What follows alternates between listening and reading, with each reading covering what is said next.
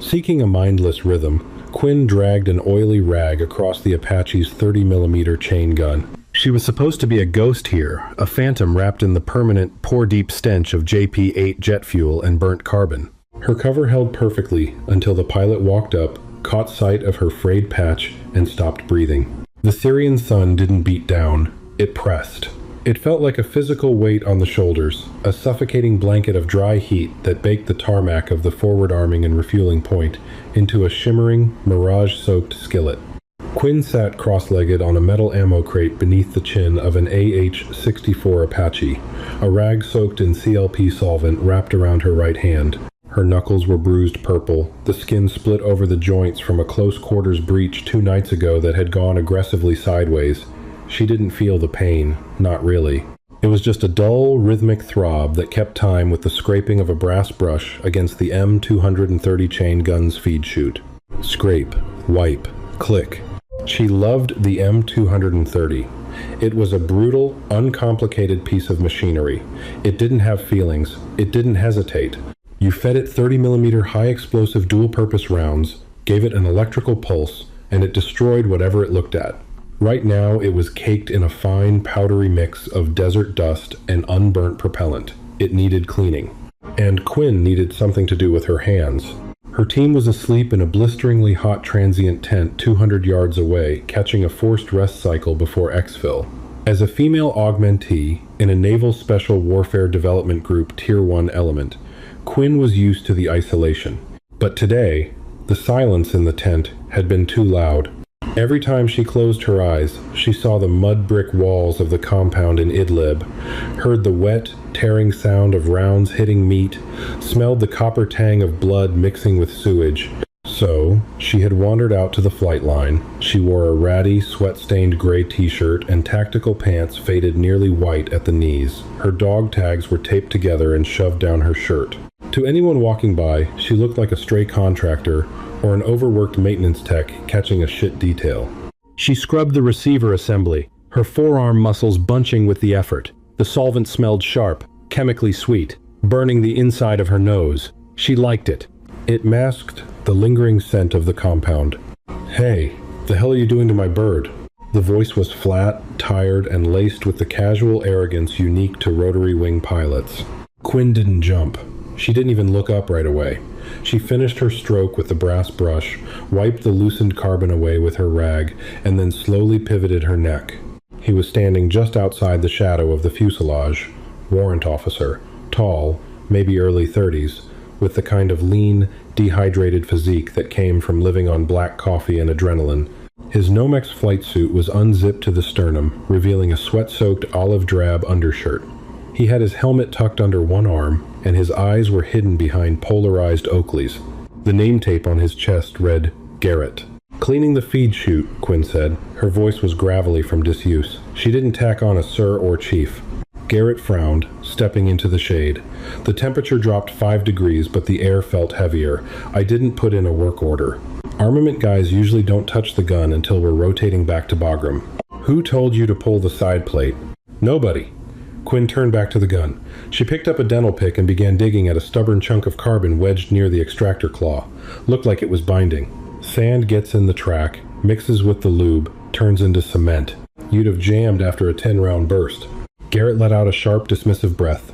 He stepped closer, invading her space, looking down at her. "Right. And you're what, the patron saint of preventive maintenance?" "Put the plate back on. I don't want a stray wrench screwing up the alignment." Quinn stopped. She looked at the dental pick in her hand. She thought about standing up, closing the 2 feet of distance between them, and explaining exactly what she did for a living and how many times she had seen an Apache's chain gun jam during a gun run when her life depended on it. She thought about letting the apex predator out of the cage, just for a second, just to watch him take a nervous step back. But that was ego, and ego got you killed. Instead, she sighed. It was a ragged, exhausted sound. "Almost done," she said softly. "Just give me 2 minutes. I'll reassemble it and get out of your hair." Garrett stared at her. He took off his sunglasses, revealing eyes that were bloodshot and ringed with deep purple shadows. He looked at her busted knuckles, then at the erratic white scars snaking up her left forearm. For a second, a flicker of confusion crossed his face. She didn't look like a mechanic. She didn't move like one. She moved with a coiled, unnatural stillness. 2 minutes, Garrett muttered, running a hand through his sweat-matted hair, then step away from the aircraft. He didn't leave. He stood there, leaning against the starboard landing gear strut, watching her work. The silence between them wasn't companionable. It was heavy, filled with the ambient noise of the base, the distant whine of a generator, the dull thump of a transport chopper coming in low. Quinn ignored him. She fell back into the rhythm. Scrape, wipe, click. Quinn finished the extractor, applied a light coat of fresh lubricant, just enough to keep it slick, not enough to attract sand, and began reassembling the side plate of the M230. Her hands moved with blind, mechanical efficiency. Slap the plate in, slide the retaining pins, twist to lock. It took her less than 30 seconds. She wiped her greasy hands on her pants, stood up, and popped her back. Her spine cracked loudly, twice. Garrett was still watching her. His eyes drifted from her face down to the pile of gear she had unceremoniously dumped on a secondary ammo crate a few feet away. It was her battle rattle, a battered, dust-caked Cry Precision plate carrier. It wasn't standard issue. It was stripped down to the bare minimum. No extraneous pouches, no bulky collar. Just 3 rifle magazine shingles, a blowout medical kit, an encrypted radio, and a fixed-blade knife lashed behind the magazines. Resting on top of the carrier was her helmet, equipped with quad-tube panoramic night vision goggles. The kind of goggles that cost more than a luxury car. The kind of goggles that standard airmen, mechanics, and regular grunts didn't even get to touch. Garrett's posture shifted. He wasn't stupid. He was an attack pilot. His job was situational awareness. He put 2 and 2 together, realizing the grease monkey he'd been talking down to was attached to the JSOC element that had blown through the base a few days ago in unmarked trucks. "You're not maintenance," Garrett said. His tone lost the arrogant edge, replaced by a cautious, guarded neutrality. "Never said I was," Quinn replied. She walked over to her gear and grabbed a plastic Nalgene bottle. The water inside was hot, tasting like plastic and iodine, but she drank it greedily. Garrett stepped away from the landing gear, moving closer to her pile of equipment. He wasn't looking at the quad nods or the specialized radio. His eyes were locked on a small rectangular piece of fabric velcroed to the top left chest of her plate carrier, right above her heart. It wasn't an American flag. It wasn't a unit insignia. It was a custom, hand-embroidered patch. The edges were frayed, the black canvas faded to a dull charcoal from sun and sweat. The design was simple, almost crude. A stark white rotor blade, snapped in half, dripping a single drop of red thread. Underneath, stitched in uneven, bone-white letters, were the words, "Dust off 4 to 4. Hell waits." Quinn capped her water bottle and turned around. She saw where Garrett was looking. Her stomach dropped. A sudden, violent surge of protectiveness flared in her chest, cold and sharp. She stepped in front of the gear, blocking his line of sight, her shoulders instinctively squaring off. But Garrett didn't look at her. He couldn't. He froze. The stillness wasn't the trained, tactical stillness of an operator. It was the paralysis of a man who had just taken a physical blow to the stomach. All the color drained from his face, leaving his skin an ashen, sickly gray beneath his tan. His breathing stopped. The rhythmic rise and fall of his chest just ceased, as if his lungs had forgotten how to work. "Where?" Garrett started. His voice broke. It didn't crack. It shattered into a dry, raspy wheeze. He cleared his throat, swallowing hard, but his eyes remained fixed on the spot where the patch had been before Quinn stepped in front of it. "Where did you get that?" Quinn's jaw tightened. She hated this. She hated the messy, bleeding reality of other people's grief. "It's a memorial patch," she said. Her voice clipped, void of emotion. "It's private." "I know what it is," Garrett whispered. He took a jerky step forward, stopping only when he was inches from Quinn. He was taller than her, but right now he looked fragile, like he was made of glass, and the desert wind might shatter him. Dustoff 4-4, a medevac Black Hawk, shot down over the Helmand River Valley 5 years ago. Quinn stared at him, her face a mask of stone. "Yeah, my little brother was the co-pilot," Garrett said. The words tumbled out of his mouth, raw and desperate. "David, he was. They never recovered the fuselage." The valley belonged to the Taliban. The crash site was too hot. "They called off the recovery," they told us. The brass told my family it was a catastrophic burn. Nothing left to bring home. He looked at Quinn, his eyes searching her face, begging for something. That patch. Only the guys who were on the ground that night, the element that tried to push to the crash site. Only they had those made. There were only 6 of them. Quinn felt a muscle twitch in her cheek. The oppressive heat of the Syrian sun faded, replaced by the phantom chill of a pitch-black Afghan night. She smelled it again, the burning aviation fuel, the cordite, the metallic stench of mud and blood. She remembered the desperate 2-mile sprint through irrigation ditches under heavy machine gun fire. She remembered the 6 of them, a rookie SEAL and 5 hardened veterans, disobeying a direct stand-down order because you don't leave Americans burning in a metal husk. She remembered reaching the wreckage. She remembered pulling a young pilot with the name tape Garrett from the crumpled cockpit. He had been missing half his jaw, but his hand had gripped her forearm so tightly it left bruises that lasted for weeks. He died in the mud, staring up at the Afghan sky, while she held pressure on a neck wound that couldn't be closed. Quinn looked at the pilot standing in front of her. The resemblance was there, buried under years of exhaustion and age. The same slope of the nose, the same jawline. She had carried David Garrett's dog tags back. She had handed them to her commander, but she had kept the blood-soaked glove she wore that night, and later she had this patch made. A reminder of the ghost she carried. "You shouldn't be looking at my gear," Quinn said harshly. Her voice was too loud, too aggressive. It was a defense mechanism, ugly and imperfect. She didn't want to be his closure. She didn't want to be an angel of mercy. She was a killer who had spent the morning trying to scrub the memory of murder off an Apache's gun. Garrett didn't flinch at her tone. A tear cut a clean track through the dust on his cheek. "You were there," he breathed, the realization settling over him like a suffocating weight. "They said it was a ranger squad, but it wasn't. It was you guys. You saw him." Quinn looked away, staring out at the heat ripples dancing across the tarmac. Her chest felt tight. The urge to grab her gear and run to disappear back into the anonymity of the shadows was overwhelming. "He wasn't alone," Quinn said, the words tasting like ash in her mouth. She didn't look at Garrett. She couldn't. He didn't burn.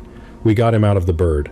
He wasn't alone when he went." Garrett let out a sound, a choked, ugly sob that he immediately tried to swallow, burying his face in his hand.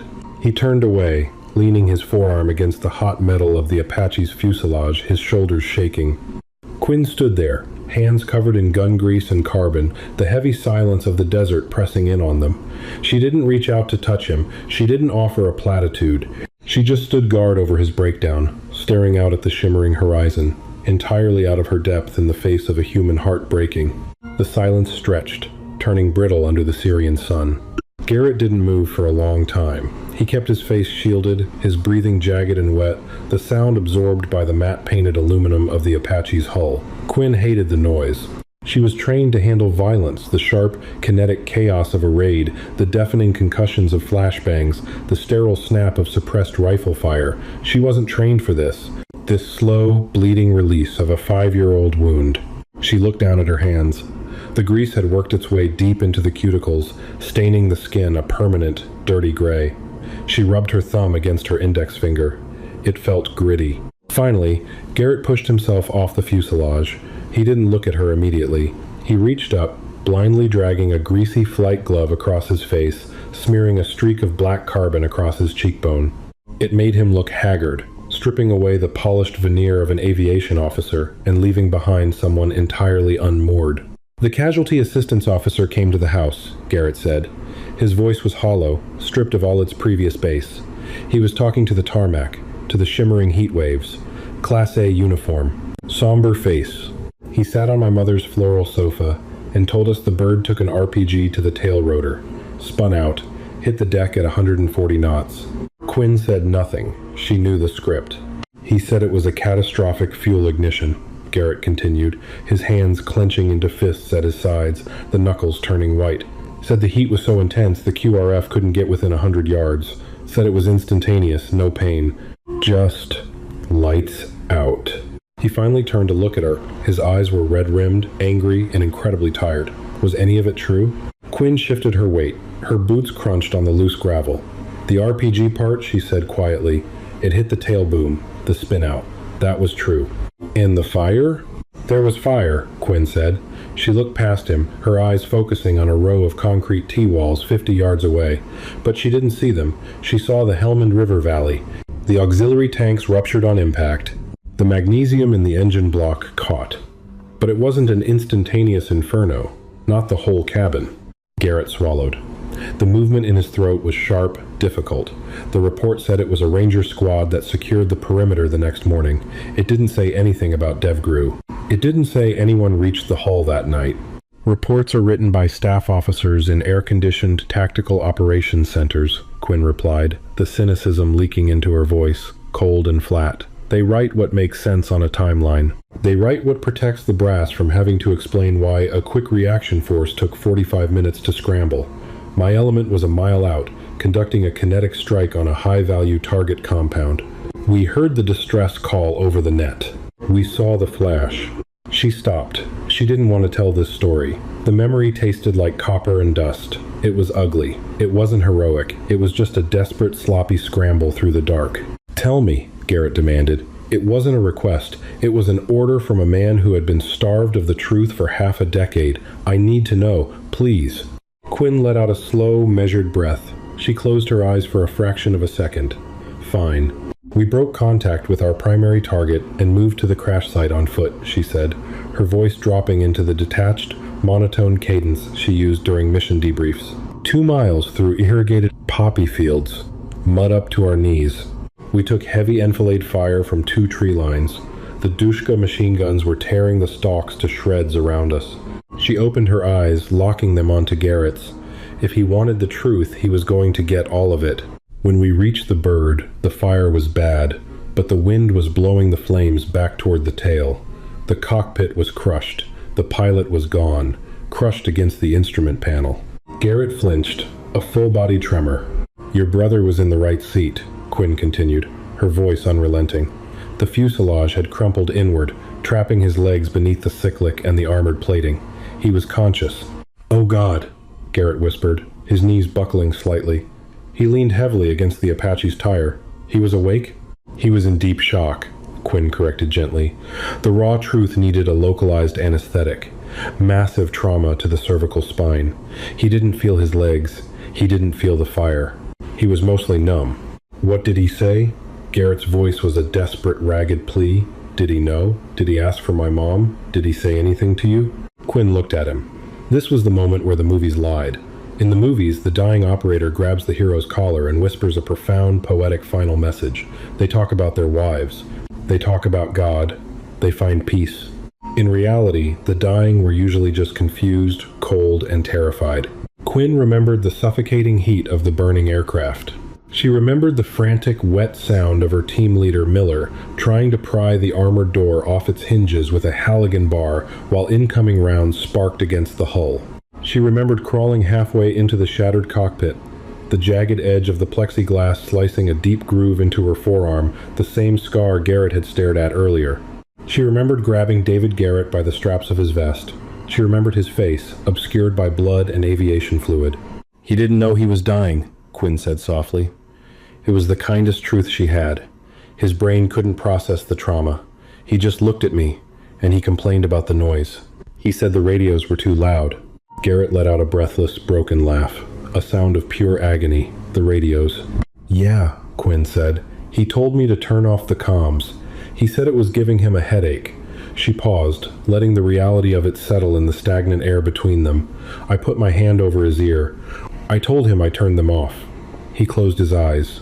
His breathing just slowed down, and then it stopped.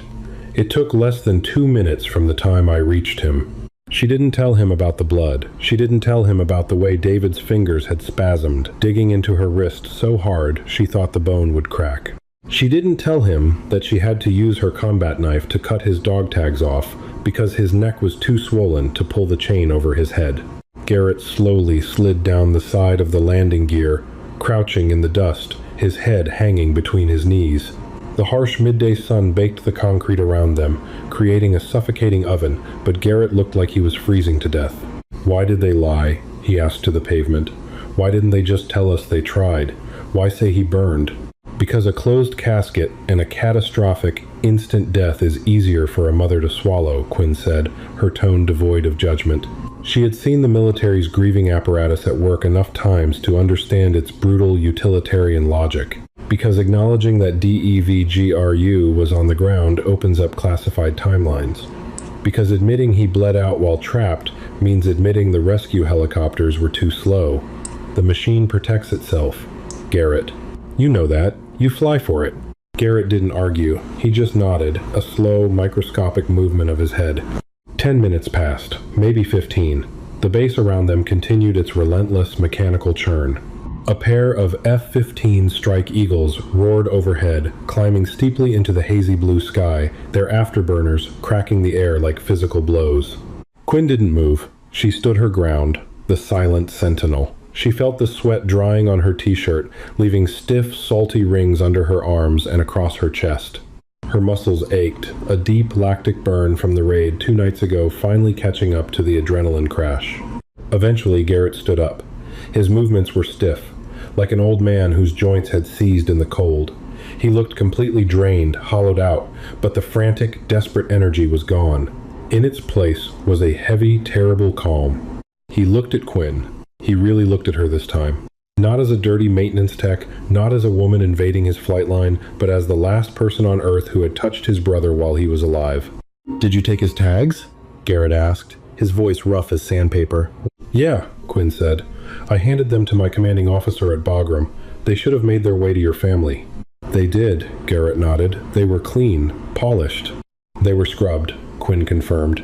"Standard procedure before handing them over to a Gold Star family." Garrett reached into the collar of his flight suit. He pulled out a silver ball chain. It held his own dog tags, along with a thick brass St. Christopher medal. Hanging between them was a third tag. It was battered, the edges slightly warped. Quinn recognized it instantly. The metal had a slight, dark discoloration near the hole where the chain passed through. The brass hadn't been able to polish out the carbon scoring from the magnesium fire. Garrett held the tag in his palm, staring at it. Then he looked up at the patch velcroed to Quinn's plate carrier, the broken rotor blade, the red thread.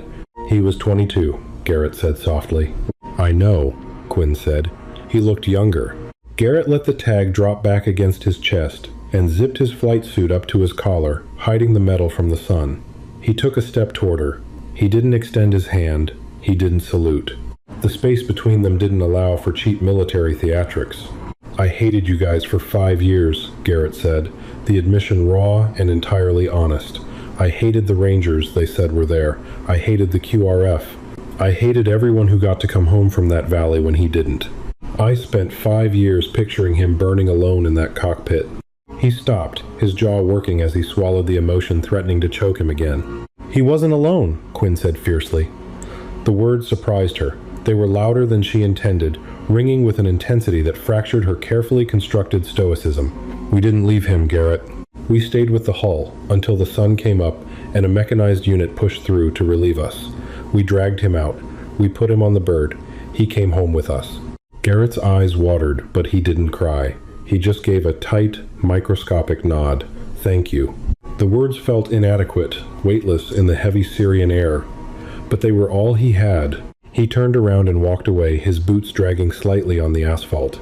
He didn't look back. Quinn watched him go until he disappeared behind the massive, sand-colored bulk of a fuel truck. She stood alone by the Apache. The M230 chain gun gleamed beneath the fuselage, wiped clean of its carbon, its feed chute meticulously lubricated, ready to cycle death at 625 rounds per minute. Quinn turned to her gear. She grabbed the Nalgene bottle, downing the last of the hot, plastic-tasting water. She picked up her helmet, the heavy, expensive night vision goggles clacking against the Kevlar. Then, she reached down and hoisted the plate carrier. It was heavy. It was always heavy. 40 pounds of ceramic plates, ammunition, and medical gear. But today, the weight felt different. It felt dense. She slung it over her shoulder, the rough nylon biting into her collarbone. Her thumb brushed against the frayed edge of the dust-off patch. The threading was rough, imperfect. Quinn began the long walk back to the transient tent. The sun beat down relentlessly, baking the desert dust into her skin. She passed mechanics turning wrenches on Humvees, airmen hauling crates of rations, and contractors smoking cheap cigarettes in the scant shade of shipping containers. No one looked twice at her. She was just another dirty uniform in a sea of them. Quinn walked over to her cot. She dropped her gear on the floor with a heavy thud. She didn't bother taking off her boots. She just collapsed backward onto the thin foam mattress, staring up at the dark canvas ceiling. She raised her right hand, holding it up in the dim light. Her bruised knuckles throbbed. The grease was still there, packed under her fingernails, dark and stubborn. She closed her eyes, inhaling deeply. The smell of JP-8 jet fuel and burnt carbon was still there. It never really washed out, it just sank deeper into the skin. She let her arm drop heavily across her chest, her fingers coming to rest, unconsciously, right over the frayed canvas patch over her heart. She lay there in the suffocating heat, listening to the breathing of the men around her, and waited for the sun to go down.